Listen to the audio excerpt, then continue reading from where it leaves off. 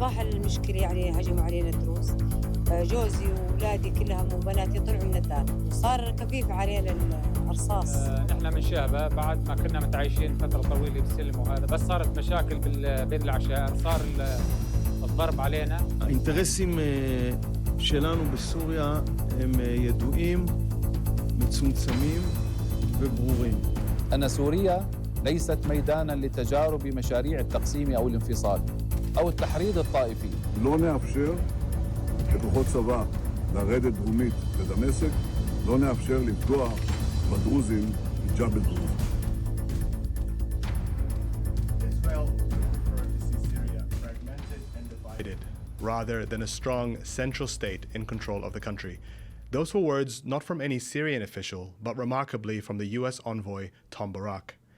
In an interview with Associated Press on Monday, the US ambassador to Turkey and special envoy to Syria said that Israel was creating confusion by intervening militarily in the ethnic tensions in the city of Suwaida. He went further, saying that, quote, strong nation states are a threat, especially Arab states are viewed as a threat to Israel. Last week, after violent clashes erupted between the Bedouin and Druze residents in the southern Syrian town, dozens of Israeli Druze civilians crossed the border into Syria. That fueled further factional fighting, which spiraled into revenge killings that left ultimately more than 1,200 people dead, according to the Syrian Observatory for Human Rights. But when Syria's government sent its army in to attempt to control the situation, Israel bombed the heart of Damascus, targeting the Syrian Defense Ministry to pressure it into withdrawing from Suwayda. It was a move that not only took Syria's leadership by surprise, they had been in the middle of security talks with Israel, but also the US. The White House said this week that Donald Trump was caught off guard by the attack and immediately called Israeli Prime Minister Benjamin Netanyahu to understand what had happened. Tom Barak said that he was warning Israel not to get involved just one day before it bombed Damascus. So is Israel intentionally stoking sectarian division in Syria, and can the country's new government prevent the sectarian violence from spiraling into another civil war? Joining us in the studio is Dr. Andreas Craig, Senior Lecturer at the School of Security Studies at King's College London. Andreas, thank you so much for joining us. Thanks for having me. So what is Israel up to in Syria exactly? Now, for Israel, it had completely reshaped its grand strategy since the 7th of October, which is trying to create as many buffer zones as possible. It's trying to reshape the regional order in its own liking. And Israel, obviously, over the last 8 years, has never really integrated into the sort of regional context and the regional order. And what they're trying to do now is they're trying to undermine the regional order, and then leaving anything that all the territories, all the people, the communities outside its borders in constant limbo. So the overall strategic objective is weakening, is dividing, disrupting, and then keeping these countries on the periphery in some sort of limbo. So Israel is really not trying to construct or build. They've shown over the last 2 years, Netanyahu, by basically disrupting and destroying, he actually shows that he's not interested in building a sustainable sort of regional order that is built around stability. Now, Israel has gotten itself involved militarily in Syria to, in their own words, protect the Druze community, specifically in Suwaida. What exactly happened that escalated the situation between these kind of like inter-tribal disputes into something that has ultimately killed 1,200 people? No, these were domestic Syrian problems, right? This is a country in formation right now. I mean, after decades and decades of authoritarian control, you now have a much more decentralized, almost networked order in Syria with different actors competing for power. And obviously, al-Shara is somewhat at the head of that network. He's kind of the hub in this kind of networked order, but he's not in full control and full charge yet. The security sector is extremely divided. There are all kinds of different militia groups roaming around, and then you see that all these different sectarian groups also have their own armed fighters. And so what we've seen in Suwaida after the 12th of July is sectarian violence broke out between Bedouin tribes who attacked a Druze member of the Druze community. Druze tribes who already have, or members of the Druze community have their own fighters, then retaliated against these Bedouin tribes. And then we've got HTS and the government of Syria sending in their own forces, which themselves are not really integrated yet in a coherent security sector. So again, there is this sectarian idea of at least a perception among Druze that what al-Shara has been sending were these kind of, what they say, what the Druze are saying, are a kind of jihadist, takfiri sort of groups. But these were kind of the heart of of the Syrian opposition to Assad, and they were sent in, and they tried to divide the warring faction, and then got drawn into this violence as well, and then exercised violence. So the accusations from the Druze is that now the government forces were also intervening and becoming a third party to which was a conflict between Druze on one side and Arab Bedouin tribes on the other. So it's basically a Syrian sectarian issue that then Israel has tried to manipulate for its own, and has been manipulating since December, frankly. And the thing that complicates the situation is that there is also a Druze minority inside Israel that has a special relationship with the Israeli government. How would you explain that relationship? It's a very complicated one. So the Druze obviously are a religious minority. They exist in Palestine, Israel, in Syria, and in Lebanon. But on the Syrians, they obviously are in that border corridor between Syria and Israel, on the Golan mostly.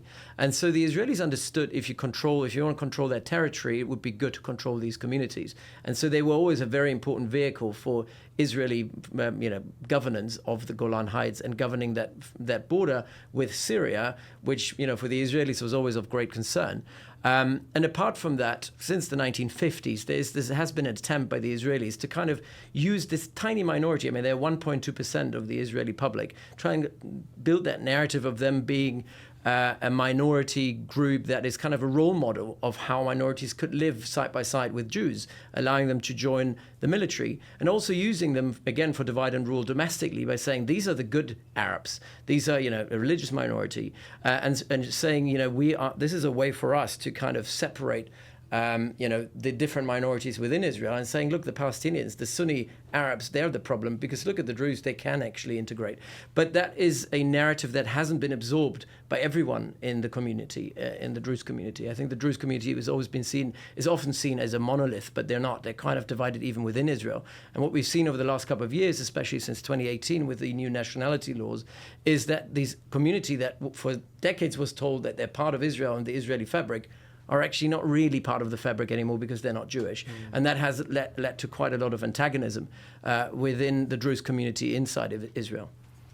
And when you look at the situation inside Syria over the last 6 months, since the fall of Bashar al-Assad, there has been this ongoing tension between the new government and different minority groups, whether they're the Druze or whether the Alawites or the Kurds. And the government has really tried somewhat unsuccessfully to bring about this new sense of unity. Again, not with the 80% of Sunni Arabs that make up the majority of the population in Syria, but with these minority groups. Why is that tension still there, and why is it so difficult for someone like President Ahmed al-Shara to try and bring all these people together? It would have been difficult for any sort of actor, for any political leader in Syria to bring this very diverse group, this rig-rag of different ethnic groups together under one umbrella, because the Syrian identity has been broken by the regime, because it was replaced by a Ba'athist regime identity. And now you're trying to build a new inclusive Syrian identity. That was never going to be a smooth transition. I think nobody was blue-eyed in December last year in 2024 thinking this would be a smooth transition, but it has been smoother than many people expected. But obviously we had on the fringes, on the periphery, quite a lot of sectarian violence, but quite tactical, nothing strategic. But we have these external actors who all have an interest in wanting al-Shara fail. They want to see al-Shara fail. So Iran is one. The Iranians want their influence back. They want, they have been stoking fears among Shia minorities and other minorities in Syria, saying the jihadists will never allow you to be members of that new public. We've got the Israelis with the Druze saying, here's another minority that's being marginalized and threatened by al-Shara. And then you've got the Russians who have been, siding with the Christians, of saying, Christians are being marginalized by the HTS government. They don't have the same rights. Over Christmas, they were saying that they were attacked because they were setting up Christmas trees. All of them are information. These are all information campaigns, influence campaigns to kind of, kind of divide. And it's a part of divide and rule. It's about kind of making the consensus building effort that al-Shara is involved in so much more difficult.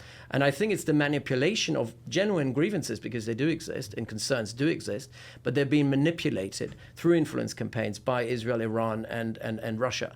And so what we see around the southern corridor, and that's what the Israelis want, they want to manipulate the minority grievances to have a claim to that territory. And what we've seen since December 2024 is a gradual salami tactic that the Israelis have applied by taking ever more territory under the pretext of protecting minority rights, when in reality it's about, it's an Israeli state-building enterprise, if you will. It's a way of advancing their national interest.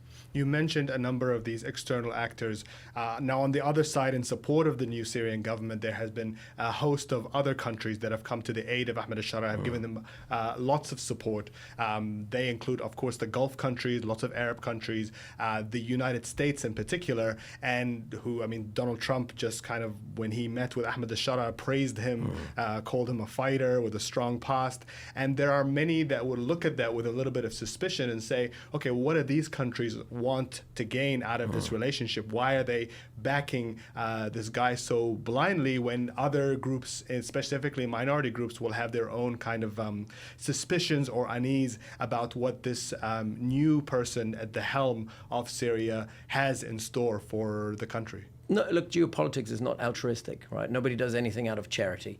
Nobody should be under any illusion that the Gulf states, particularly Qatar and Saudi, or even the UAE, or Turkey, or the United States, or the European countries have all kind of now sided with Damascus and saying, we want stability. That they're doing this purely out of altruistic reasons. There are, geoeconomic reasons, there are geopolitical reasons to do that. But all of them have an interest in stability. I think most regional actors, including Turkey and the Gulf, and the United States as well, they want a stable region, and they understand a stable region depends on a Syria that is stable, and that there is a government that is inclusive, and one that is not suppressing any sort of minority. And after all, al-Shara is representing the biggest group within the country, and hence it makes sense to have him represent Syria. But it has been so far a fairly good, almost a role model type approach of how to build from scratch a sort of inclusive regional identity. But the problem here is, as I said, the Russians, the Iranians, and the Israelis want him to fail. So they're not interested in stability. For them, actually, a more unstable Syria serves their interest because they can exploit this instability to advance their interest, mobilizing their sort of proxy and surrogate forces in the country, either to attack Israel from the Iranian side. The Israelis obviously want to just build instability because they don't want a stable, potential, robust and rich Syria that has a military and then could potentially eventually threaten Israel. And the Russians themselves don't want the US to expand their influence in the Middle East because for them, Syria was always the access to the Mediterranean. So I think there is a difference here. None of these actors externally is altruistic. I think there's a big difference, though, between what the Gulf states, Turkey, and the US want, because they do want stability. Let's talk about Turkey, because obviously they have a lot of vested interest in Syria. They were involved militarily. They were trying to bring about a certain kind of security along their borders. They were fighting against the SDF and the YPG and other Kurdish groups. And when al-Shara came to power, they were giving him a lot of support to try and bring this unity specifically with the Kurds, because this is obviously in Turkish interests. What has happened over the last week and what has been happening with these sectarian tensions, does that threaten al-Shara's ability to then kind of follow through with these peace negotiations that he was having with the Kurds?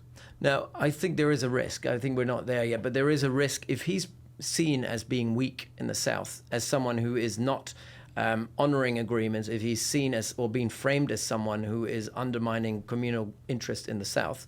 The Kurds, for example, in the north could say, actually, all the agreements we have with the government, maybe he will not honor those. And that could create kind of ripple effects and dominoes where the authority of al-Shara might be challenged. We're not there at all. I haven't seen anything that suggests that we're going down that route. But again, that's what Israel's interest is, by kind of saying he's a jihadist. He has his own takfiri, Islamic fundamentalist ideologies that are not irreconcilable with some of the minority interests. And so, we want to contain him. If he's the mayor of Damascus, that's quite good for the Israelis. They're quite happy for Assad to be the mayor of Damascus as long as he didn't have a military power to threaten Israel. So containing him is exactly what the Israelis want.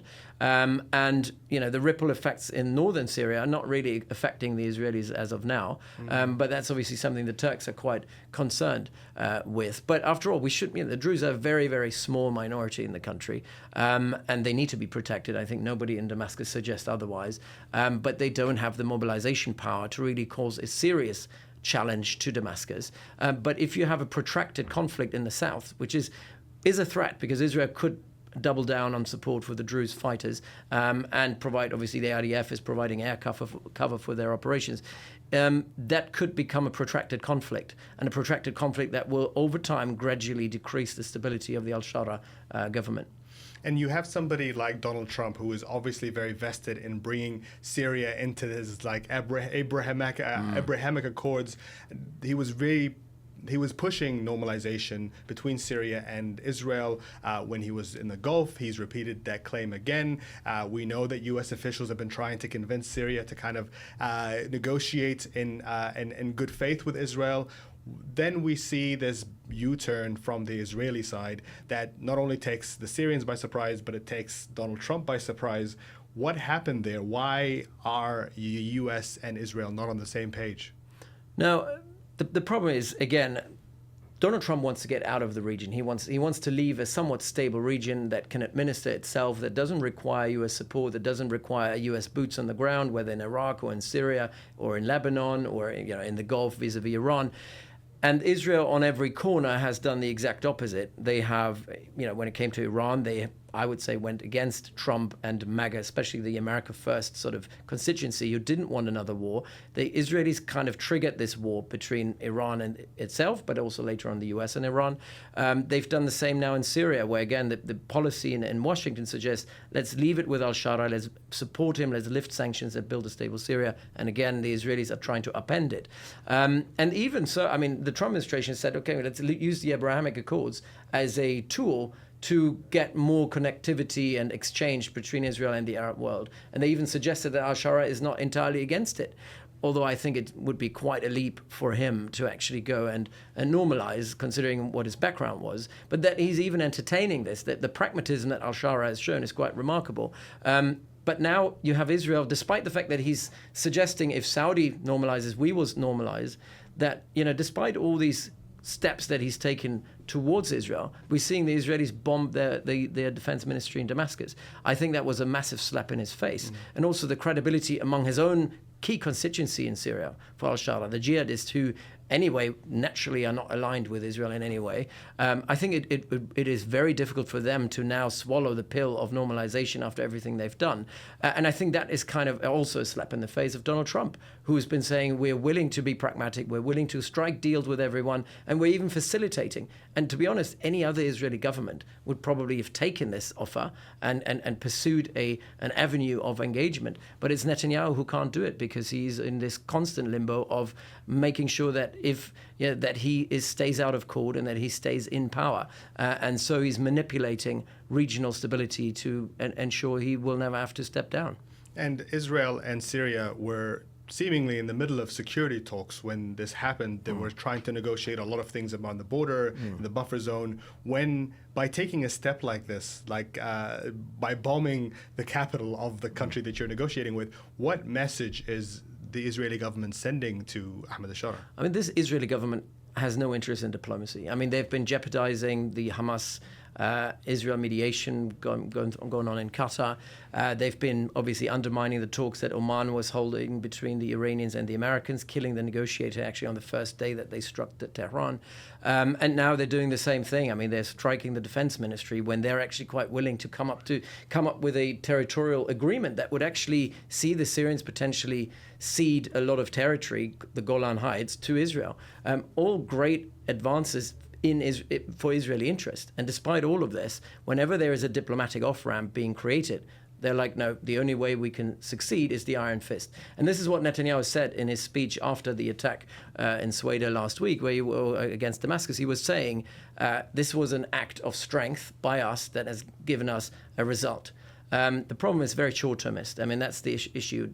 Netanyahu is a strategic procrastinator. He's not someone who's actually developing sustainable stability. What he's up for, what he wants to achieve, is basically short-term gains and long-term instability, or manageable instability that Israel then can manage from afar, rather than actually coming up with a political solution to any of these various problems that Israel is surrounded with. And that's part of Israel's failing grand strategy in the region, to be honest. Dr. Andreas Craig, thank you so much for your analysis. Great. Thank you.